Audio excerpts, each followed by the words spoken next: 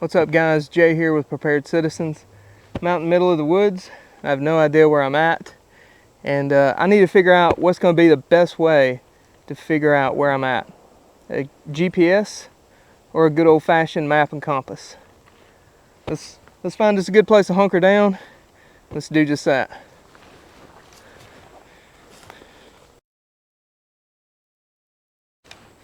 Alright guys, here we are out in the middle of nowhere. So we're going to talk about something that's very important. I know a lot of people like the guns and the cool gear and all that stuff, but guys, it's very important to be able to understand your area and how to secure it, and if you're hunting, how to coordinate with people, maybe over a radio, how to locate, trails, tracks, animals themselves, things like that. So this is very important for the SHTF guys too. And for this, we're not going to need a gun. Not going to be doing any shooting today because we're talking about something that's equally as important as the firearms themselves. That's going to be land navigation. Now, GPS, I got my GPS here. This is very handy. This is a Garmin 65S GPS. I've been playing with this for a while now. Very cool little gadget. Most of you that know me know I like doing my land navigation old school. I prefer a good old compass and map, but let's face it, sometimes that takes a little bit more time. If you're just needing to call coordinates really quick over comms, it's very nice to have something like this. Now, in case you missed the talk about Sarneg, that's going to be in my last video when it comes. That's going to be in my last video, comms for your family or something like that. The last comms video. I'll leave a link to it at the end of this video. But in that video, I talked about Sarneg, and that's how to give secure grid locations over comms without giving your position away. Okay, that's very important too. This video is not for that. We're just talking about the comparison of using GPS and maps. So before we even jump down to actually looking at the map and showing you how to do coordinates and things, the first thing I noticed, this is a pretty thick environment, as you can tell. When I turned this thing on for the first time today, I made sure I was out in the middle of the woods here, and it took a minute for this thing to locate. So we're good to go now. Once it's located, it does a really good job of keeping its location, as long as you're not going into caves or doing any Minecraft stuff. This system here, it's very important.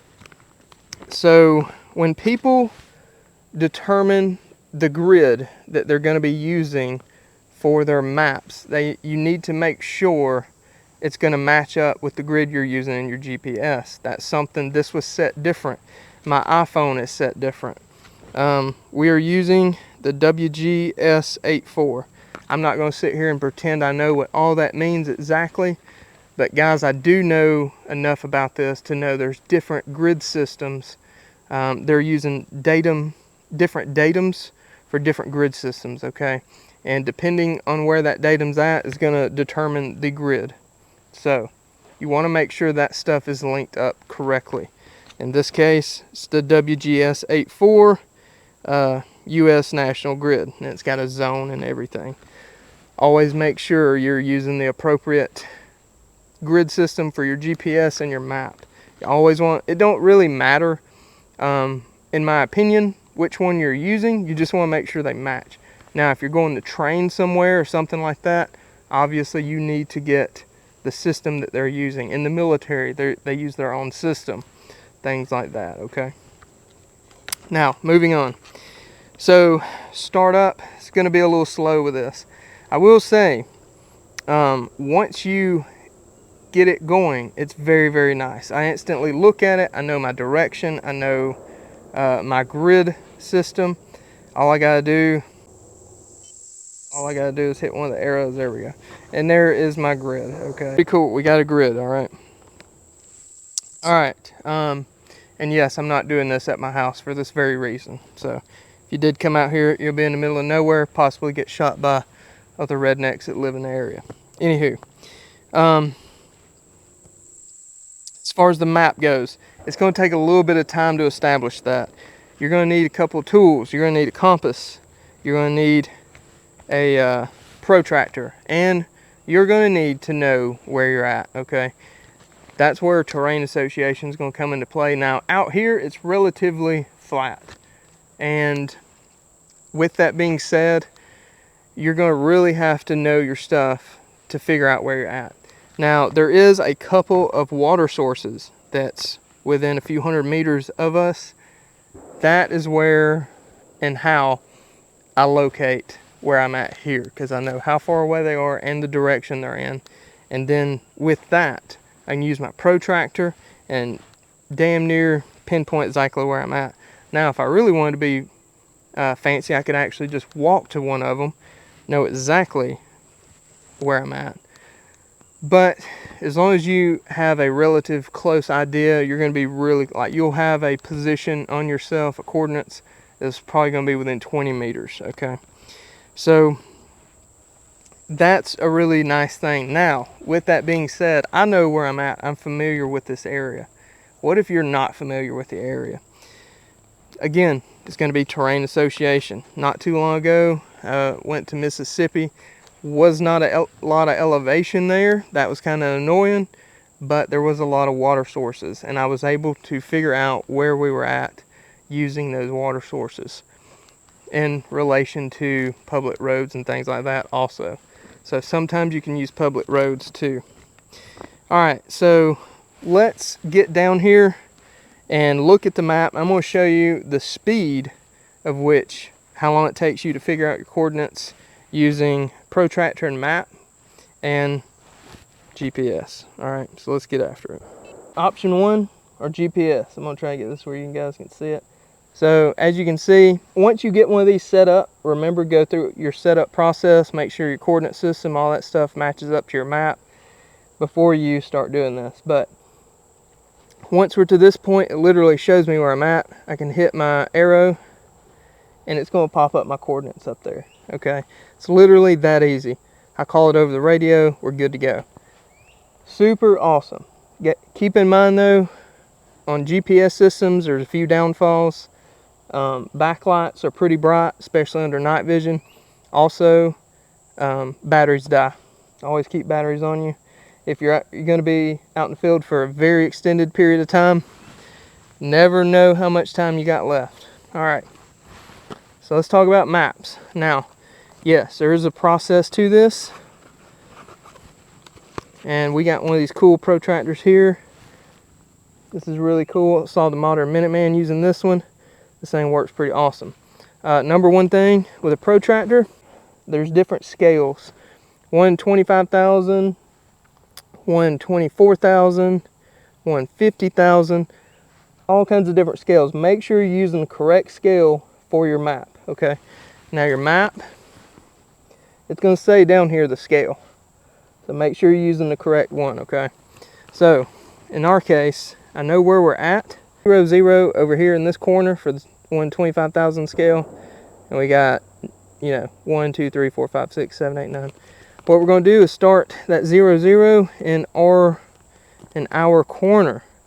And we're going to move it over until we get to our location, which isn't far.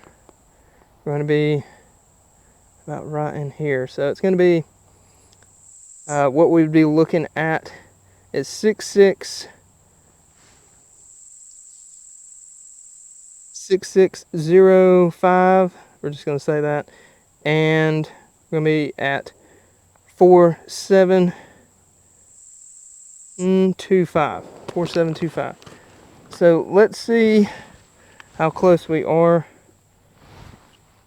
on that. 4728. 6598. Okay, so this actually calling us in the 6.5 grid now because we came up a little bit. I thought we was in the 6.6. So we're very close though. Like if that would have been called over the radio, you'd be close enough. So So now they're putting us in this corner. So that would be, yeah. So we're like right on the line of the 6.6 and 6.5 grids here, grid squares. Good. That means we're really close to being able to call our distance, or call our location. So guys, you see, it takes you a little bit of time, takes you a little bit of know-how to do it with a map. And the GPS, it's just pretty simple, okay? I didn't have near as much human error possible. Granted, you can still call something incorrectly over the net, but you know, as far as just being able to get to it quickly over the comms, it's really nice having a GPS. Yes, you are going to have your disadvantages with electronics. The more electronics get out there, the more stuff that can die, more batteries you have to keep on you, etc., etc. But it's still really nice. With any of this, always make sure you got a good notepad system and you're keeping everything recorded. I really like this little right in the range setup here. This protractor just fits right up in there. Got all my colors with me to write different types of information. And guys, that's my 2 cents. I know this ain't no map reading class. This is just talking about the differences and whatnot.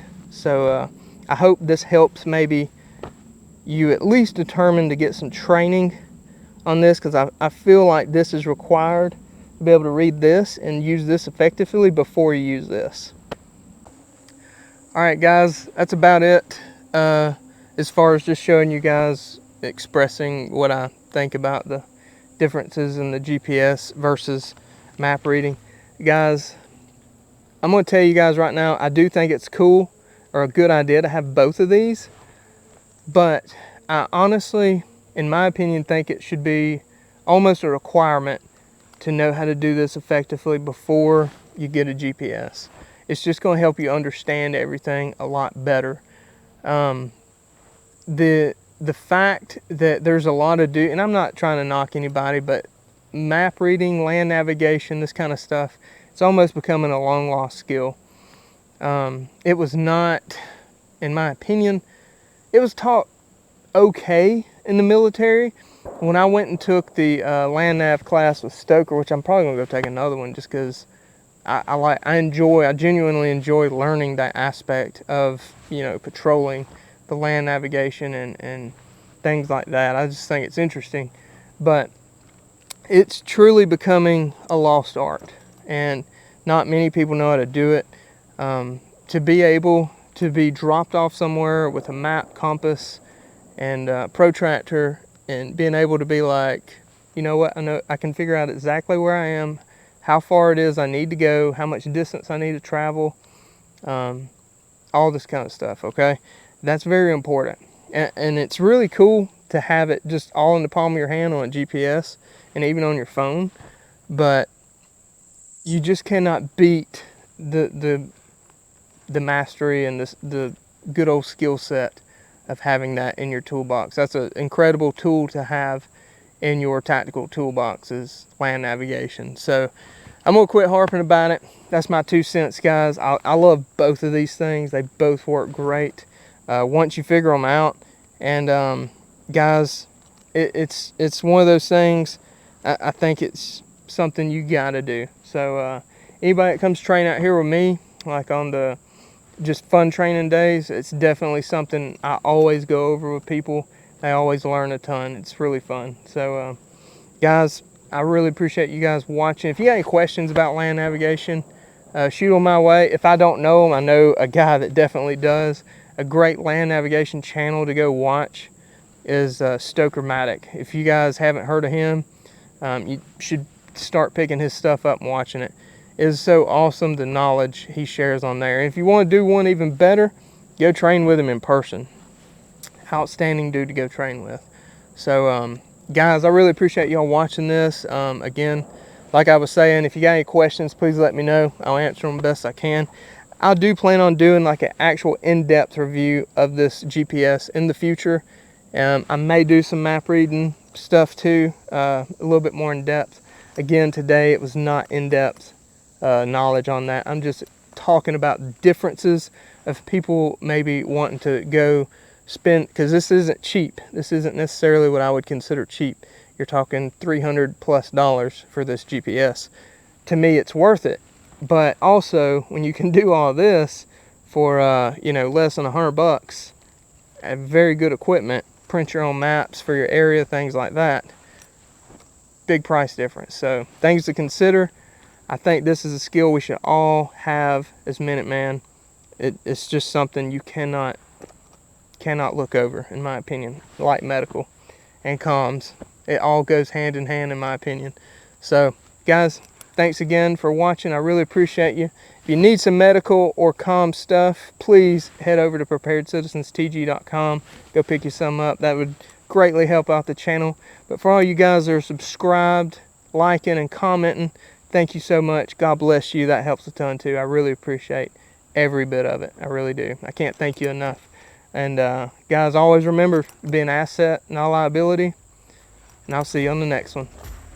God bless.